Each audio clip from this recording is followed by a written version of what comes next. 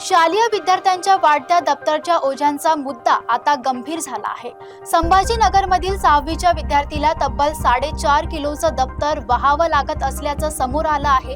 याची दखल घेत राष्ट्रीय मानवाधिकार आयोगाने राज्य शिक्षण विभागाला नोटीस बजावली आहे। संभाजीनगरमधील एका 6वीच्या विद्यार्थ्याच्या दप्तराचं वजन तब्बल 4.5 किलो असल्याची बाब समोर आल्यानंतर राष्ट्रीय मानवाधिकार आयोगाने गंभीर दखल घेतली आहे। केंद्र सरकारच्या नियमानुसार विद्यार्थ्यांच्या दप्तराचं वजन मर्यादित असणं आवश्यक आहे, मात्र प्रत्यक्षात अनेक विद्यार्थ्यांना जड दप्तर व्हावं लागत असल्याचं चित्र दिसून येत आहे। वाढत्या दप्तराच्या ओझ्यामुळे विद्यार्थ्यांच्या पाठीच्या कण्यावर आणि शारीरिक वाढीवर दुष्परिणाम होत असल्याची चिंता पालकांकडून व्यक्त केली जाते।